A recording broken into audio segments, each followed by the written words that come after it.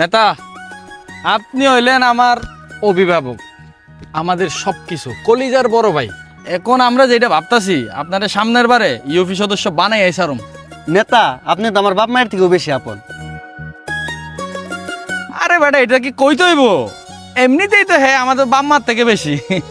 চল্টু, একটা বাইক লাগবে তো, সামনে তো নির্বাচন, একটা বাইক লাগবে না? তোমার বাপের এমনি চাপ দিয়া একটা বাইক নাও না কেন? আর আমি তো নির্বাচনে পাশ হয়ে গেলে 4 চাক্কাই কিনবো, টেনশন করো কে? ঠিক আছে নেতা, আপনি তো ঠিকই কইছেন। সামনে যেহেতু নির্বাচন, আমাদের তো বাইক একটা এমনিতেই দরকার আছে। ভালো কথা কইছেন। আমার আব্বা আম্মারে কইয়া আমি বাইক একটা টিকে বাউ কইরা এলাম। তো নেতা থাকেন আপনি, হ্যাঁ? এ বাইরে চাটা খাওয়াইস।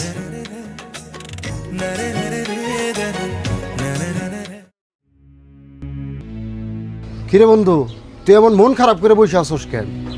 আর কইস না রে ভাই, আমার প্রিয় নেতা, বড় ভাই, যারে আমি পরিবারের সবার থেকে বেশি সম্মান করি, সে আমারে কইছিল একটা বাইক নেওয়ার জন্য। আর আমিও গেলাম, আমি আমার বাবা মার কাছে কইলাম একটা বাইক নিয়ে দাও। আব্বা আম্মা কইলো বাইকটার এখন আমারে নিয়ে দিতে পারবো না। কেমনটা লাগে কত? বড় ভাই একটা কথা কইলো, বড় ভাইয়ের কথাটা আমি রাখতে পারলাম না, এই জন্য মনটা খারাপ। এর লাগে এখানে বই আছি। তাহলে তোর বাপ মাই দিতে পারে না, ঠিক আছে, তুই বাইক কিনে নে, তুই তো এখন বড় হইছস, তুই নিজের টাকাতে বাইক কিনে নে। আরে আমার অভিভাবক আমার একটা কথা কইলো, আমি আব্বা আম্মারে কইলাম আমার একটা বাইক দাও। আচ্ছা, তারা আমারে জন্ম দিলো, কিন্তু একটা বাইক চাইলাম, বাইকটা দিতে পারতেছে না। কেমনটা লাগে কত?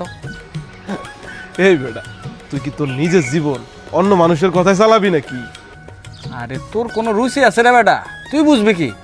আমি কাগজ সাথে উঠা বসা করি, তোর কোনো জানা আছে? হ্যাঁ, আমি কোন লেভেলে চলি, কোথায় যাই, কি করি, কি খাই? হ্যাঁ, দোস্ত, তোর একটা কথা কই, এই রাজনীতি ফাজনীতি কি তোর ধরা দিব ক? তুই এখন বড় হইছস না, তোর একটা ভবিষ্যৎ আছে না, তুই একটা কর্ম করে রাখা। আরে তোরা এসব বুঝবি না, তোরা কি রাজনীতি করস বেটা? আমরা পাওয়ার নিয়ে চলি, বড় ভাইয়ের অনেক পাওয়ার, বুঝছস? এখন বড় ভাই একটা কথা কইছে, এটা কি মান্য করতে হইব না? আর তুই আমার থেকে বেশি বুঝবি? তোদের মতো ছেলেদের কারণে আজকে আমাদের দেশ এত পিছিয়ে। হ, তুই ঠিকই কইছস। এই কিছু কিছু নোংরা রাজনীতি করা মানুষের জন্য আমাদের যুব সমাজ আজকে ধ্বংস হইতেছে। এই থাম, তোর কি মনে হয় আমি ভুল পথে যাইতেছি?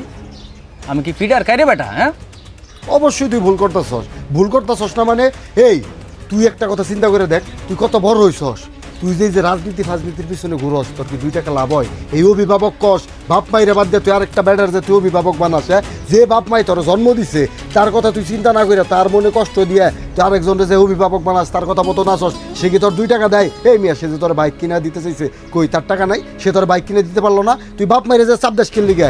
এই তোর তো কর্ম করার বয়স, তোর বয়স কত? তুই এই বয়সে যে বেকার রইছস, তোর লজ্জা লাগে না? তোর শরম করে না? তুই যে বাপের গায়ে পাড়া দিয়ে খাস, তুই যদি এই বয়সে এই সব রাজনীতি ফাজনীতি বাদ দিয়ে তুই যদি একটা কর্ম করতি, হ্যাঁ, তাহলে কি হইতো? তুই টাকা ইনকাম করতি, তুই নিজে চলতে পারতি, তোর পরিবার চলতে পারতো, এই টাকা দিয়ে ট্যাক্স পাই আমাদের দেশ উন্নত হইতো। এই আমাদের দেশে তো পিছিয়ে কেন? আমাদেরকে কেন গরিব দেশ বলে মানুষ? তার একটাই কারণ, কারণ তোর হইলো নেতা হওয়ার জন্য পিছিয়ে পিছিয়ে ঘোরস। তোরা কখনো চিন্তা করস না যে আমরা ইনকাম করবো, কর্ম করে খাবো। বিদেশিরা কেন এত উন্নত? বিদেশিরা কেন এত উন্নত? কারণ তারা কর্ম করে খায়। তারা কখনো নেতা হওয়ার জন্য অন্য নেতার পিছনে পিছনে ঘোরে না। তাই নেতা হওয়ার স্বপ্ন বাদ দিয়া কর্ম করে খা, জীবন আগাইতে পারবি। তুই যুবক বয়স, এখন তোর কর্ম করার বয়স, এই বয়সটা এইভাবে হেলাই খেলাই ধ্বংস করিস না, কর্ম করে খা, যা। হ, তুই ঠিকই কইছস। সালারা শুধু বড় ভাই সাই যা, আমগো মতো ফুলাগো ব্যবহার করে। এইবার লাইনে আইস, তুই যে তোর নিজের ভুলটা বুঝতে পারছস, এর জন্য অনেক খুশি হইলাম রে বন্ধু। শোন, বাঁচলে নিজের জন্য বাঁচবি, কাজ করলে নিজের জন্য করবি, অন্য কারোর জন্য না। একটা কথা সবসময় মাথায় রাখবি, অন্য মানুষ শুধুমাত্র তোর ব্যবহার করবো, আর কিছু না। যা, বাড়িতে যাইয়া নিজের বাপ মায়ের সাথে ভুল করছস, তার কাছে মাফ চা, যাইয়া একটা চাকরি বাকরি কর, নয় যে কোনো কর্ম কর। আর তাছাড়া তোকে তো জমি জমার অভাব নাই, খামার আছে, গরু আছে, বাড়িতে কৃষি কাজ করলেও তো তোর টাকা খাই কে রাখ। যা।